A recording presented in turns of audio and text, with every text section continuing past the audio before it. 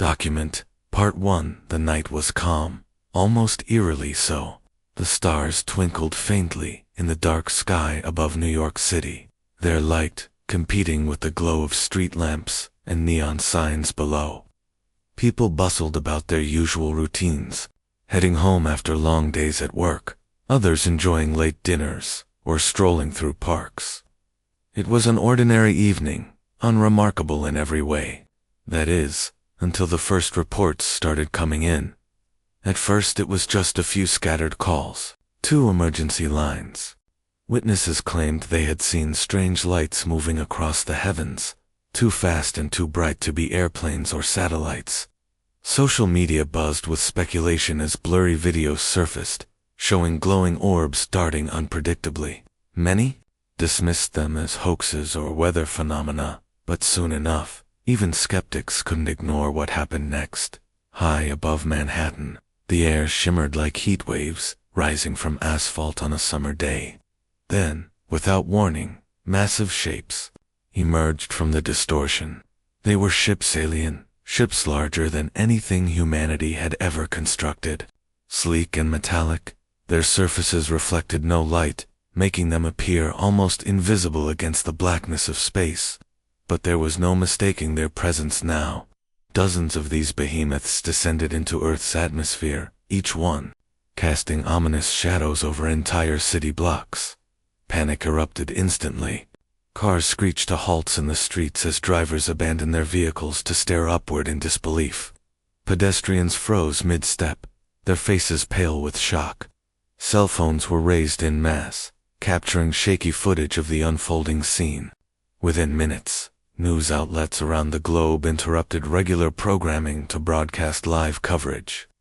Anchors spoke rapidly, trying to make sense of something none of them could comprehend. The words alien invasion echoed repeatedly, though nobody wanted to believe it was real.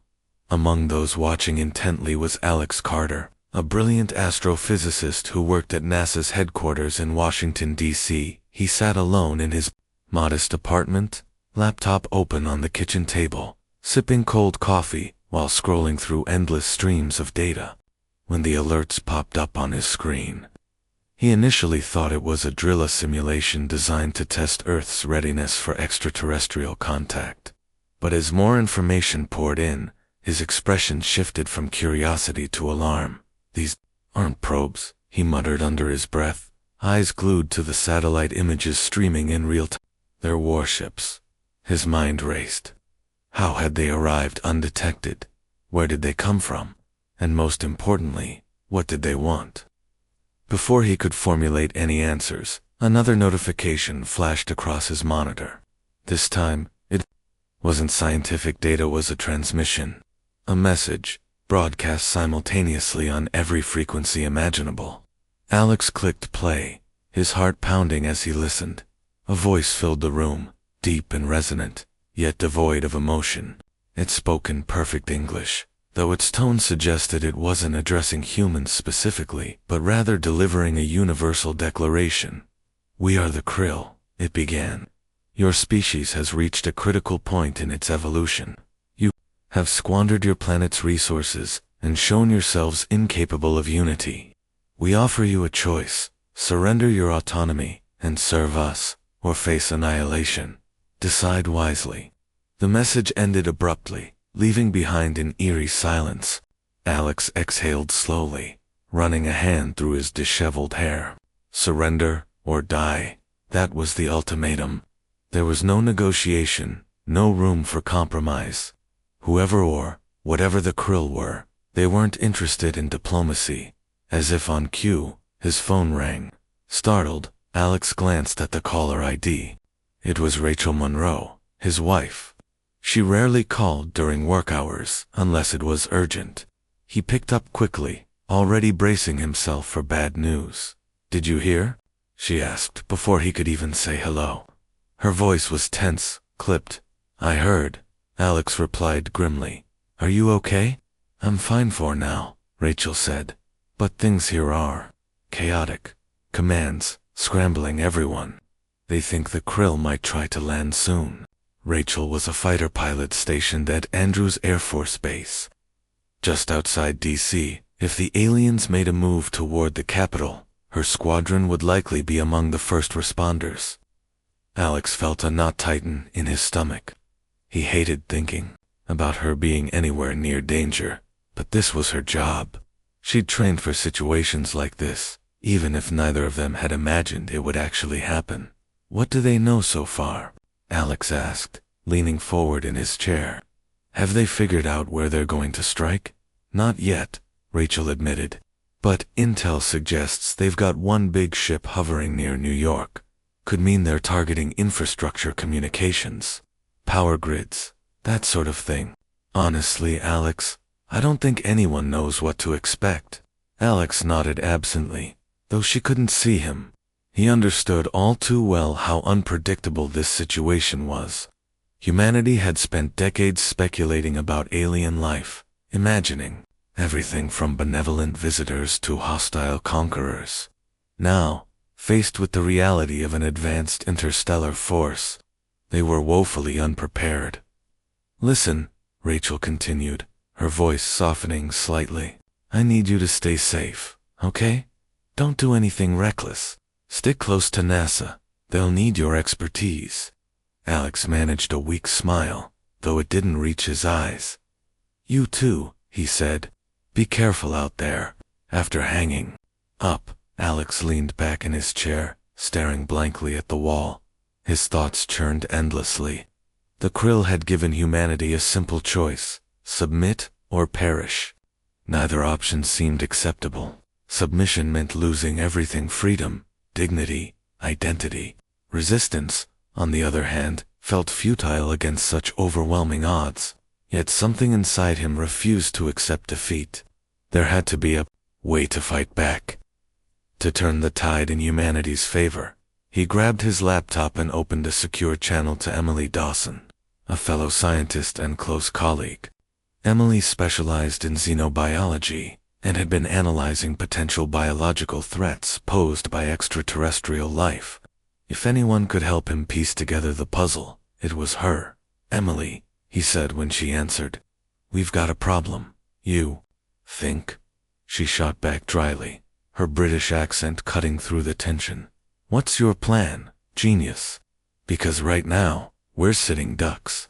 Alex hesitated, choosing his words carefully. We need to figure out their tech, their ships, their weapons, everything. If we can understand how they operate, maybe we can find a weakness. Emily sighed, rubbing her temples. Easier said than done. These guys are centuries ahead of us. Even if we crack their systems, it'll take time we might not have. We don't have a choice, Alex insisted. If we sit around waiting for them to make the next move, we're finished.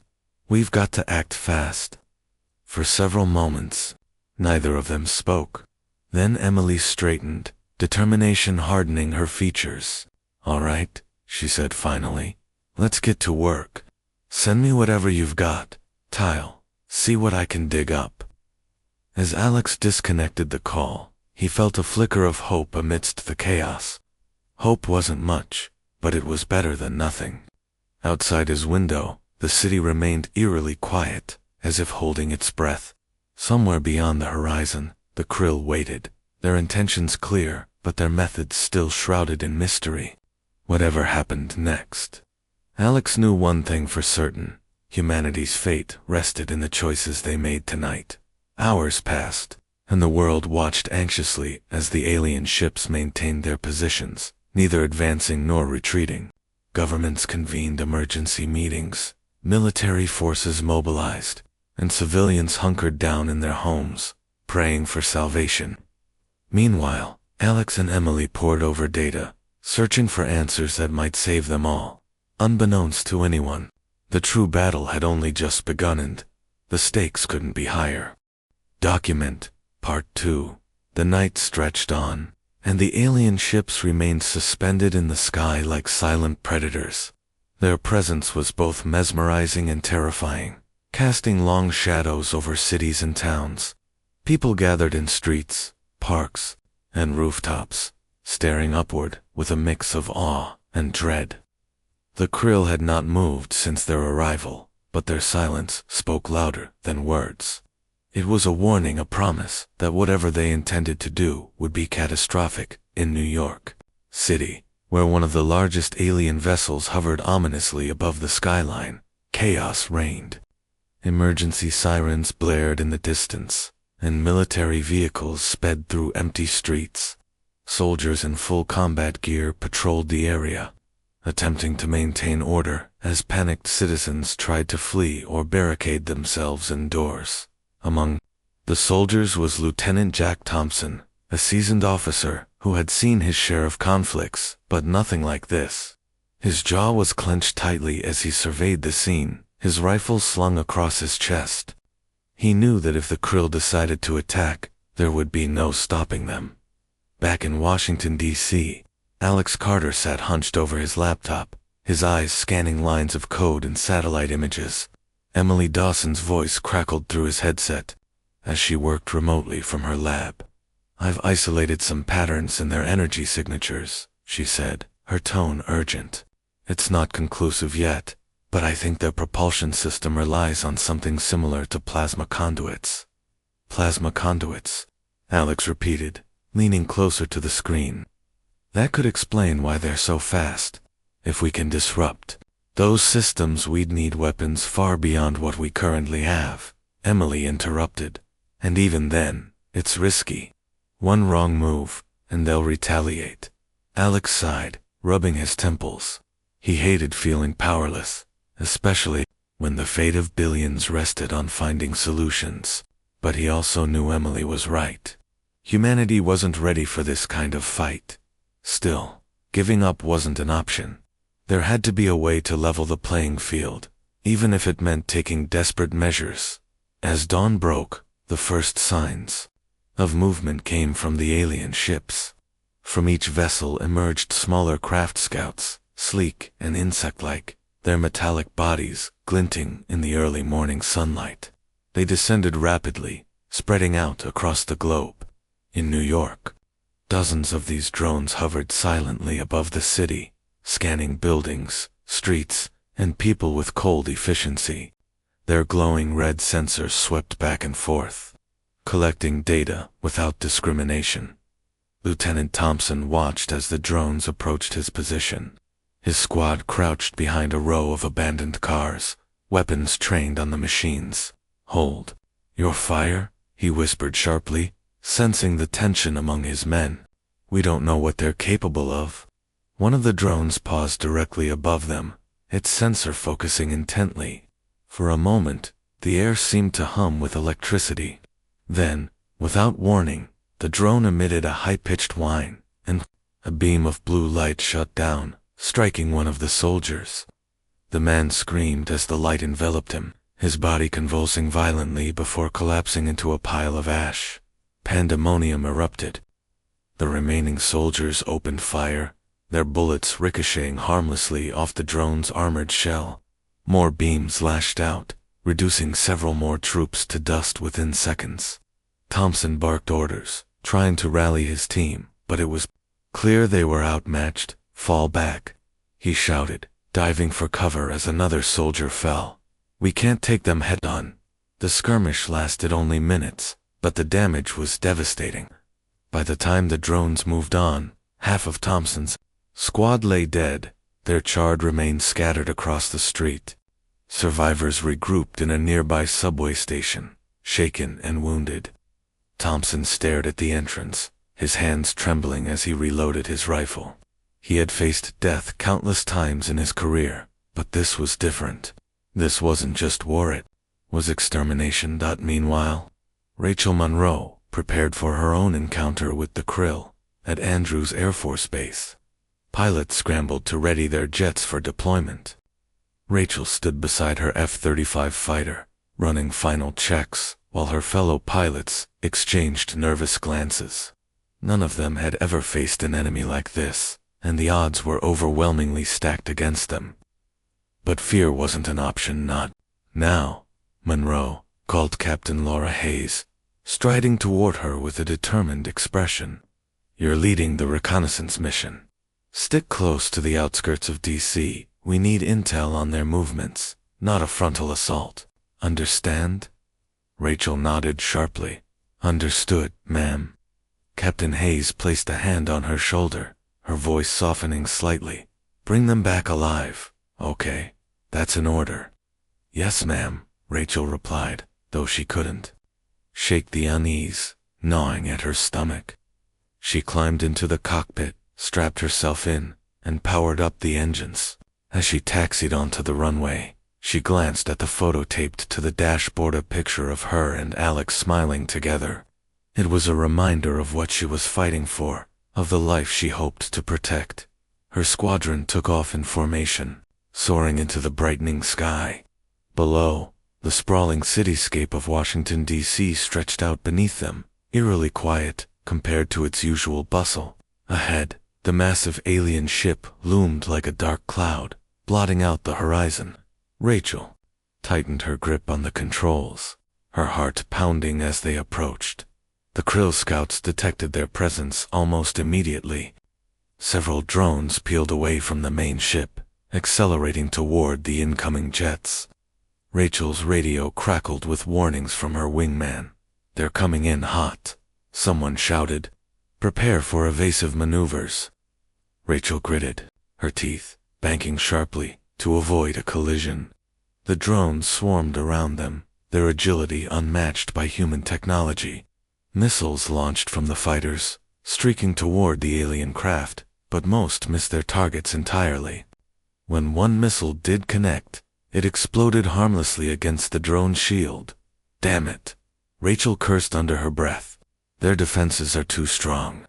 Despite the setbacks, she pressed on, weaving through the chaos with precision, honed by years of training.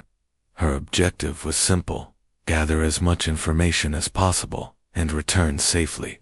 Yet every second felt like an eternity, the weight of responsibility pressing heavily on her shoulders.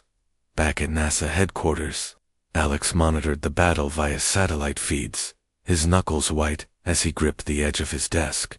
He watched helplessly as the drones overwhelmed the fighters, forcing them to retreat. Rachel's jet appeared intact on the screen, but he couldn't shake the fear that something might go wrong. They're pulling back, Emily announced, breaking the tense silence. Looks like they managed to get some footage, though. Alex exhaled shakily, relief washing over him for now. Send me the data, he instructed. Let's see what we're dealing with. Minutes later, the video feed appeared on his monitor. Grainy images showed the drones' intricate designs, their movements fluid and calculated. Sensors embedded in their surfaces emitted faint pulses of energy, likely responsible for their advanced shielding. Alex zoomed in on one frame, studying the details closely. There, he said, pointing to a small protrusion near the base of a drone that looks like a weak point. If we can target that area, it's worth a shot, Emily agreed. But modifying our weapons to hit such a precise spot won't be easy. No, Alex admitted. But it's better than nothing. As the day wore on, reports poured in from across the globe. Cities everywhere reported similar encounters with the Krill scouts. Military forces suffered heavy losses, their conventional weapons proving ineffective against the aliens' superior technology. Civilians fled en masse, seeking refuge in rural areas or underground bunkers. Governments issued emergency broadcasts, urging calm while scrambling to coordinate a unified response. President Laura Hayes addressed the nation from a secure location, her face grim but resolute. To the people of Earth, she began, her voice steady, despite the gravity of the situation. We are facing an unprecedented threat. But let me be clear, humanity will not surrender. We will stand together, united, and fight for our survival. To those serving on the front lines, know that your bravery inspires us all. And to those at home, stay safe and support one another. This is our planet, and we will defend it. Her words resonated deeply, offering a glimmer of hope amid the despair. Yet behind closed doors, leaders grappled with harsh realities. The Krill had demonstrated their dominance, leaving little doubt about the outcome of direct confrontation. Humanity needed a new strategy, one bold enough to turn the tide. Alex and Emily continued their analysis, poring over every scrap of data they could gather. They collaborated with engineers and technicians, brainstorming ways to adapt existing technology to counter the Krill. Ideas ranged from retrofitting old spacecraft with experimental weaponry to developing EMP devices capable of disabling alien systems. Progress was slow, but determination kept them going. Rachel returned to base later that evening, her jet battered but functional. She stepped out of the cockpit, greeted by anxious colleagues eager for news. Though exhausted, she briefed Captain Hayes on the mission's findings, emphasizing the importance of targeting the drone's weak points. "We can't win this with brute force," Rachel concluded. "We need smarter tactics. Precision strikes, not blind assaults." Hayes nodded thoughtfully. "Understood. Pass your intel along to command. Let's see what they can do with it." Document Part 3. The days following the Krill's arrival were a blur of chaos and uncertainty.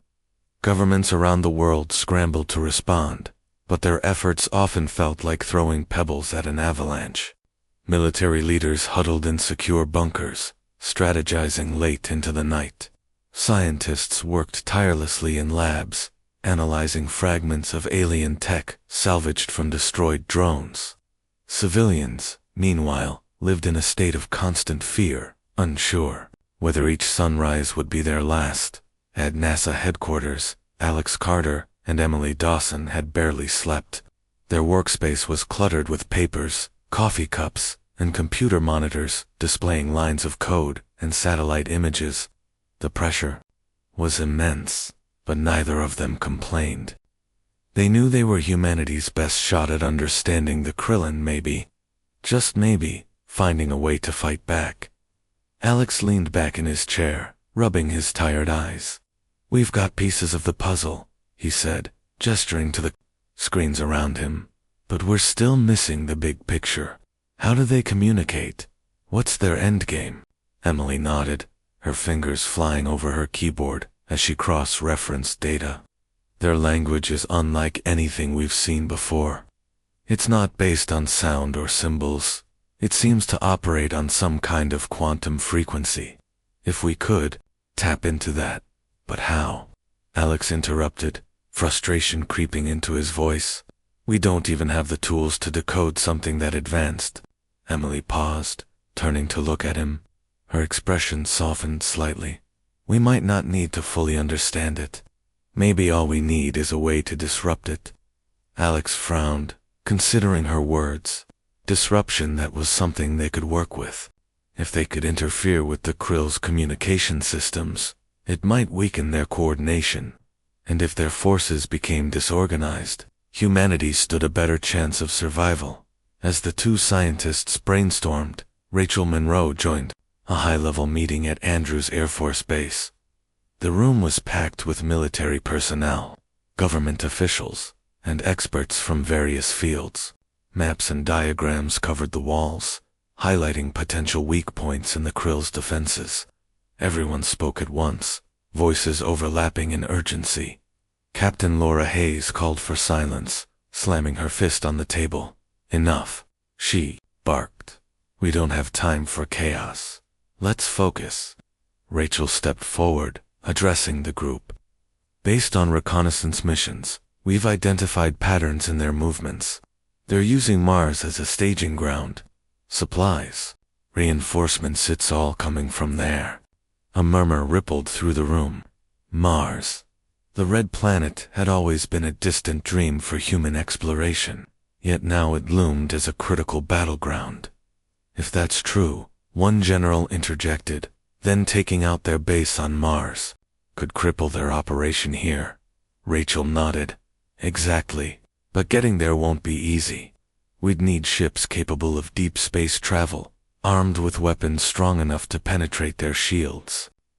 Another officer shook his head skeptically. "Even if we retrofit old spacecraft, the odds are slim. Those ships aren't designed for combat." "We don't have a choice," Rachel countered firmly. If we wait for them to make the next move, we'll lose everything. Her words struck a chord. The room fell silent as everyone absorbed the gravity of the situation. Humanity was cornered, backed into a fight it couldn't afford to lose. Retreat wasn't an option, not when surrender meant enslavement or extinction. After much debate, a plan began to take shape. A small team of elite pilots and soldiers would launch a daring mission to Mars. Their objective: destroy the Krill's supply lines and staging areas, cutting off their ability to wage war on Earth. It was risky, perhaps even suicidal, but it offered a glimmer of hope. Alex received the news later that evening, his phone buzzing with an urgent call from Rachel. He answered immediately, worry etched on his face. "What is it?" "They're sending me to Mars," she said, without preamble. Her voice was calm, but Alex could hear the tension beneath the surface. "To Mars," he repeated, stunned. "Are you serious?" "Dead serious," Rachel replied. "It's our best shot. If we can hit them where it hurts, we might stand a chance." Alex clenched his jaw, struggling to process what she was saying. Sending a handful of humans to confront an alien empire on another planet sounded insane. Yet, he knew Rachel was right. Desperate times called for desperate measures. "You'll need every advantage you can get," he said finally. "I'll do whatever it takes to help." Rachel smiled faintly, though Alex couldn't see it. "That's why I'm calling. I need you to keep working on cracking their tech. If you can find a way to disable their shields or even jam their communications, it could make all the difference." "I'll do my best," Alex promised. "Just come back in one piece, okay?" "I'll try," Rachel replied softly. Then, after a brief pause, she added, "I love you." The line went dead before Alex could respond. He stared at the phone, his chest tight with emotion. For a moment, he allowed himself to feel the weight of what was happening, the enormity of the stakes, the fragility of life itself. Then, shaking off his thoughts, he returned to work with renewed determination. Meanwhile, preparations for the Mars mission kicked into high gear. Engineers and technicians swarmed around old spacecraft, retrofitting them with experimental weaponry and reinforced hulls. The chosen vessel, christened the Odyssey, was far from ideal, but it was the best humanity had to offer under the circumstances. Among the crew selected for the mission was Lieutenant Jack Thompson, who had survived a brutal skirmish in New York, though scarred by the loss of his squad. He volunteered immediately, driven by a desire for vengeance. Joining him were Maria Lopez, a sharpshooter known for her unshakable focus; Sam Brooks, a skilled navigator with a knack for thinking on his feet; and Chris Evans, a demolitions expert whose expertise would prove invaluable. Training sessions were intense, pushing the team to their limits. Simulations mimicked the harsh conditions they would face on Mars: freezing temperatures, low gravity, and relentless enemy attacks. Morale remained fragile, but the shared sense of purpose kept them going. Each member understood the risks involved, yet none hesitated. This was more than a mission, it was a last-ditch effort to save humanity. Back in the lab, Alex and Emily made slow but steady progress. By analyzing the footage captured during Rachel's reconnaissance flight, they identified a potential vulnerability in the Krill's shielding technology. The weak point Alex had noticed earlier turned out to be a recurring feature across multiple drone designs. If targeted correctly, it could create a temporary gap in their defenses. "This could work," Emily said excitedly, pointing to a graph on her screen. "If we modify our plasma cannons to emit a concentrated burst at this specific frequency, we might be able to punch through." "It's worth a shot," Alex agreed. "Let's run some tests." Word of their discovery spread quickly, reaching the ears of military command. Within hours, engineers were hard at work implementing the modifications on the Odyssey and its accompanying dropships. Time was running out, and every second counted. As launch day approached, the atmosphere grew tense. Families gathered to say goodbye to loved ones, knowing the odds of their safe return were slim. Rachel spent her final hours on Earth reviewing mission plans, checking equipment, and writing letters she hoped never to send. Deep down, she wrestled with doubts and fears, but outwardly, she projected confidence. Her team looked to her for strength, and she refused to let them down. On the morning of the launch, crowds gathered outside Andrews Air Force Base, waving flags and holding signs of support. Some prayed silently, others cheered loudly, but all shared a common hope that this mission would turn the tide in humanity's favor. Rachel stood beside the Odyssey, clad in her flight suit, helmet tucked under one arm. She scanned the faces of her crewmates, each one determined and resolute. Then, turning toward the crowd, she raised a hand in salute, a gesture of gratitude and solidarity, as the countdown began. Alex watched from NASA headquarters, his heart pounding. On screen, the Odyssey roared to life, its engines blazing against the dawn sky. Within moments, it lifted off, climbing higher and higher until it disappeared into the clouds. The journey to Mars would take days, but the real battle lay ahead. For now, humanity held its breath, praying that the brave souls aboard the Odyssey would succeed where so many others had failed. The fate of the planet rested on their shoulders, and on the ingenuity of those left behind. In the quiet aftermath of the launch, Alex returned to his work. There was no time to dwell on what ifs or maybes. Every equation solved, every breakthrough achieved, brought them one step closer to victory. And though the road ahead remained fraught with peril, he clung to the belief that humanity's resilience would see them through. Somewhere beyond the stars, the Krill continued their silent observation, unaware of the storm brewing in their midst. For the first time since their arrival, humanity dared to hope, not because the odds were in their favor, but because giving up was never an option. Document. Part for the journey to Mars was long, quiet, and filled with tension. The Odyssey drifted silently through the vast emptiness of space, its engines humming softly as it carried its crew toward their perilous destination. Inside, the atmosphere was a mix of determination and unease. Each member of the team knew the stakes. Failure meant not just their deaths, but the potential collapse of humanity's resistance against the Krill. Rachel Monroe sat in the cockpit, staring out at the endless expanse of stars. Her mind raced with thoughts of Earth, of Alex, and of the mission ahead. She tried to focus on the task at hand, but moments like these made her feel small, almost insignificant. The universe stretched infinitely around her, indifferent to the struggles of a single species clinging to survival. Yet, she reminded herself why they were here to fight for something greater than themselves. Behind her, Sam Brooks monitored the navigation systems, ensuring the ship stayed on course. His fingers moved deftly across the control panel, adjusting trajectories and recalibrating instruments. Though he rarely spoke during these shifts, his calm demeanor reassured the others.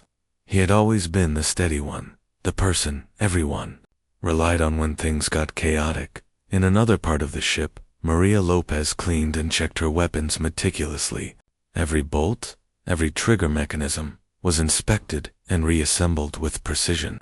For Maria, this ritual wasn't just about preparation, it was a way to keep her mind sharp, to push back the fear that sometimes crept in. She glanced up occasionally at Chris Evans, who sat nearby assembling explosives. His hands worked quickly, his expression focused, but relaxed. Despite the gravity of their mission, Chris had a way of lightening the mood with dry humor or a well-timed joke. Lieutenant Jack Thompson paced the narrow corridors of the Odyssey, unable to sit still. The loss of his squadmates weighed heavily on him, fueling both his anger and his resolve. He replayed the battle in New York over and over in his mind, searching for answers, for ways he could have done better. But no matter how hard he tried, the guilt remained, now more than ever. He needed to prove himself not just to his teammates, but to himself. As the days passed, communication with Earth became sporadic. The distance between the Odyssey and their home planet grew, and signals took longer to transmit. Updates from Alex Carter arrived infrequently, each message carrying vital information about the Krill's movements and potential weaknesses. The crew listened intently, knowing that every detail could mean the difference between success and failure. We've identified 3 main outposts on Mars, Alex explained in one transmission, his voice crackling slightly due to the delay. They're heavily fortified, but if you can disable even one, it'll disrupt their supply chain. Understood, Rachel replied, jotting down notes. We'll prioritize the largest base first. Any advice on how to approach it? Use the terrain to your advantage, Alex suggested. The Martian surface is uneven, full of craters and ridges. Stay low, avoid direct confrontation until you're close enough to strike. Rachel nodded, though Alex couldn't see her. Thanks, we'll make it work. When the Odyssey finally entered Mars orbit, the crew gathered in the main cabin to review their plan. The red planet loomed large outside the windows, its barren landscape streaked with rust-colored dust and jagged cliffs. It looked desolate, lifeless, but they knew better. Hidden beneath its surface lay the Krill's staging grounds, bustling with activity as they prepared for their next assault on Earth. The first step is drawing their attention away from the base, Rachel began, pointing to a holographic map projected in the center of the room. Sam, you'll guide us into position while I lead a distraction run with the dropships. Once we've got their fighters occupied, Jack and Maria will take the ground team to infiltrate the outpost. What about me? Chris asked, raising an eyebrow. You'll stay with the Odyssey, Rachel answered firmly. If anything goes wrong, we'll need someone ready to blow this place sky high. Chris smirked, though there was no humor in it. Sounds like my kind of party. The plan was risky, but none of them argued. They trusted Rachel's leadership and understood the importance of their roles. As they suited up, checking oxygen levels and securing gear, the weight of what lay ahead settled over them. This wasn't just another mission, it was humanity's last stand. The operation began under cover of darkness, the Odyssey descending quietly into Mars' thin atmosphere. Rachel led the dropships in a sweeping arc, drawing fire from Krill. Patrols stationed near the outpost. Energy beams lashed out, lighting up the night sky as the alien ships pursued them. Meanwhile, Jack, Maria, and 2 other soldiers disembarked onto the rocky terrain below, using the shadows to conceal their movements. Navigating the treacherous landscape proved challenging. Loose gravel shifted underfoot, and sudden gusts of wind threatened to knock them off balance. Still, they pressed on, guided by Sam's precise coordinates. Their target, a massive dome structure buried, partially underground, came into view after hours of painstaking progress. This is it, Jack whispered, crouching behind a ridge. Looks like heavy security. Maria peered through her scope, counting the number of drones patrolling the perimeter. At least 8 guards, she reported. And those turrets don't look friendly. We'll split up, Jack decided. Maria, you and I will take out the guards. The rest of you, disable the turrets. Without waiting for confirmation, he signaled for Maria to follow him. Moving swiftly and silently, they closed the distance to the first group of drones. Maria raised her rifle, aiming carefully before pulling the trigger. A burst of plasma struck the nearest drone, sending it crashing to the ground. The others turned, their sensors scanning for the source of the attack. Before they could react, Jack fired his modified weapon, targeting the weak points Alex and Emily had identified. One by one, the drones fell, leaving the path clear for the rest of the team. Inside the dome, chaos erupted as alarms blared and lights flashed. The Krill responded quickly, deploying reinforcements to defend their stronghold. Outside, Rachel and her pilots continued their diversion, weaving through enemy fire with practiced skill. Explosions lit up the horizon as missiles collided with alien ships, creating brief bursts of fiery brilliance. Back at the outpost, Jack and Maria regrouped with the others. Together, they planted explosives around key structures, setting timers to ensure maximum damage. The air was thick with tension as they worked, knowing they had only minutes before the charges detonated. "How much time?" Jack asked, glancing at his watch. 2 minutes, one of the soldiers replied tersely. "Let's move," Jack ordered, leading the way back toward their extraction point. Behind them, the first explosion rocked the base, sending shockwaves rippling across the Martian surface. Dust and debris filled the air, obscuring their vision as they sprinted for cover. Above, Rachel spotted the signal flare marking their location. She brought the dropship down low, its engines roaring as it hovered just above the ground. Jack and his team scrambled aboard, collapsing onto the floor as the hatch sealed shut. "Go," Jack shouted, pounding on the cockpit door. Rachel didn't hesitate. She pulled the ship into a steep climb, narrowly avoiding a barrage of enemy fire. Below, the second wave of explosions tore through the outpost, reducing it to rubble. Cheers erupted among the crew, relief washing over them as they watched the destruction unfold. But the victory was short-lived. As the Odyssey approached to retrieve them, Krill reinforcements arrived in force. Dozens of ships descended upon their position, surrounding them with overwhelming numbers. Rachel gripped the controls tightly, her knuckles white as she searched for an escape route. "Chris," she called over the comms, "we need that exit strategy now." "Roger that," Chris replied grimly. "Get ready for fireworks." On board the Odyssey, he activated the ship's experimental EMP device, designed to disable enemy systems temporarily. A pulse of energy surged outward, enveloping the Krill fleet in a blinding flash. Ships faltered mid-flight, their shields flickering and failing. Seizing the opportunity, Rachel accelerated the dropship toward the Odyssey, dodging debris and disabled vessels along the way. With seconds to spare, they docked safely, the crew rushing aboard as the outer hatch sealed behind them. Chris wasted no time, firing the Odyssey's engines and blasting away from the battlefield. Behind them, the remnants of the Krill fleet struggled to recover, their once impenetrable defenses shattered as they soared into the void of space. The crew allowed themselves a moment of triumph. They had struck a significant blow against the invaders, crippling their operations on Mars. But they also knew the war was far from over. The Krill would retaliate, and humanity's struggle for survival would continue. For now, though, they savored the small victory, clinging to the hope that their actions might inspire others to rise up. In the silence of the cosmos, the Odyssey carried not just a crew, but a symbol that even in the face of impossible odds, humanity refused to surrender. Document Part 5. The Odyssey raced through the void of space, its engines roaring as it carried its crew farther from Mars and closer to safety. The adrenaline that had fueled them during the mission was beginning to fade, replaced by exhaustion and the weight of what they had accomplished and what still lay ahead. For a brief moment, the ship was quiet, except for the hum of its systems and the occasional crackle of static over the comms.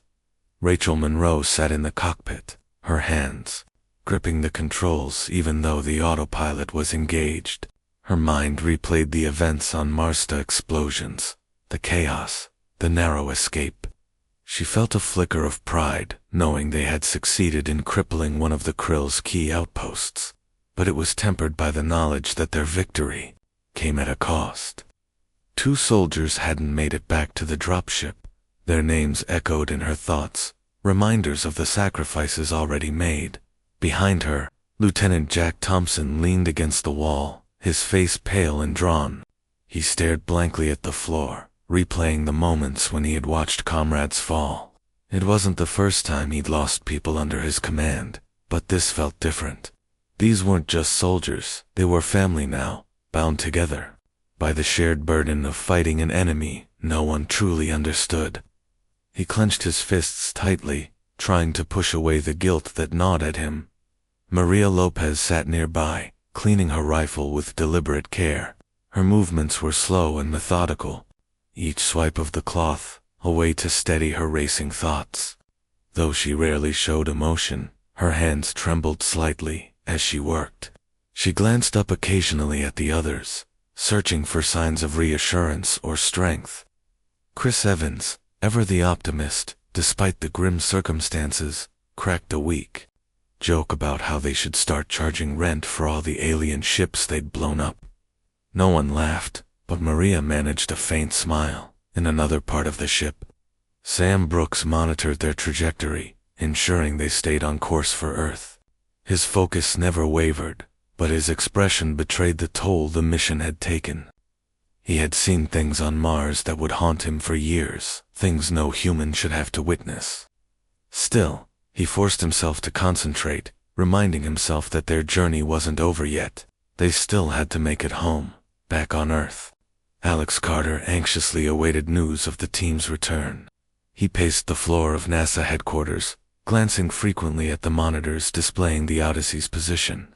Emily Dawson sat nearby, typing furiously as she analyzed data streaming in from Mars.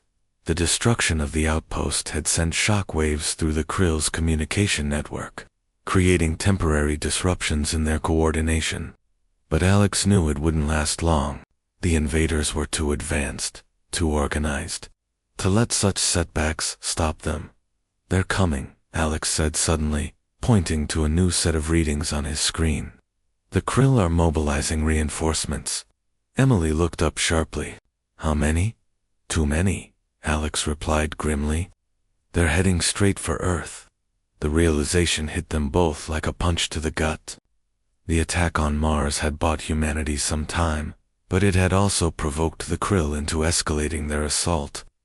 Earth's defenses were still woefully inadequate compared to the aliens' technology. If the Krill launched a full-scale invasion, there was no telling how much damage they could inflict or how many lives they could take. "We need to warn them," Emily urged, standing quickly. "Command needs to know what's coming." Alex nodded, grabbing his phone to relay the information. As he spoke with military leaders, his voice remained steady, though his heart pounded in his chest. He described the size and speed of the approaching fleet, emphasizing the urgency of preparing for impact.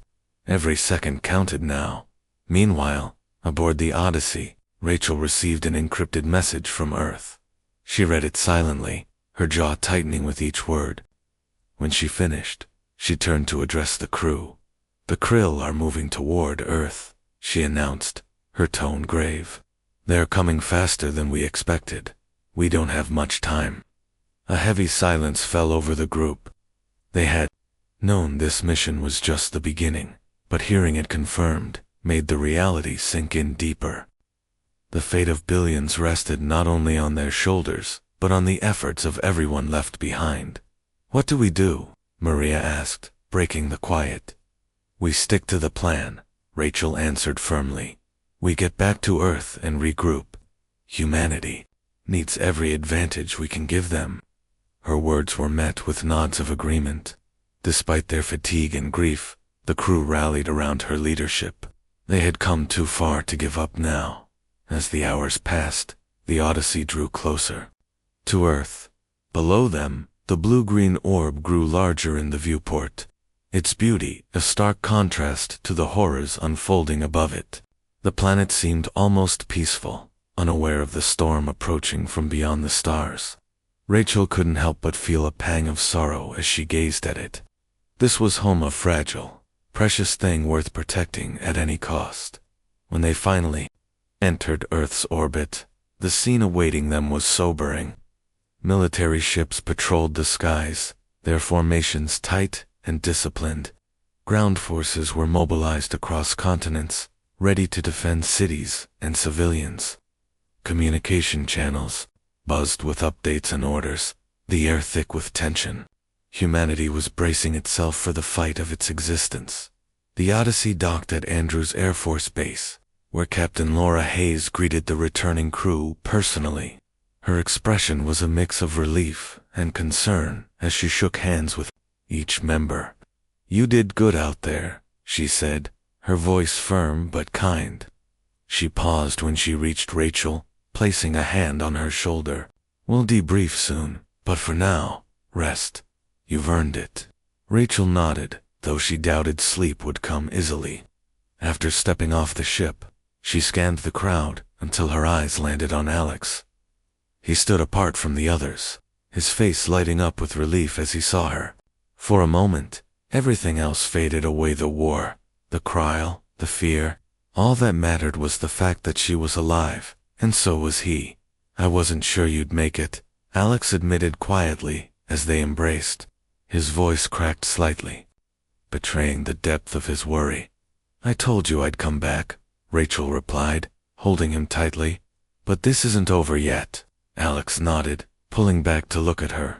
I know, and we're going to keep fighting together. While the crew rested briefly, military leaders convened an emergency meeting to discuss the next steps. Intelligence suggested the Krill fleet would reach Earth within days, leaving little time to prepare. Strategies were debated, resources allocated, and contingencies planned. Every option was considered, no matter how unconventional or risky. One proposal stood out among the rest, a daring plan to launch a counteroffensive directly against the Krill mothership. It was a suicide mission by any standard, requiring volunteers willing to sacrifice themselves for the greater good. Yet, despite the odds, several pilots stepped forward without hesitation, including Rachel. We can't wait for them to strike first, she argued during the briefing.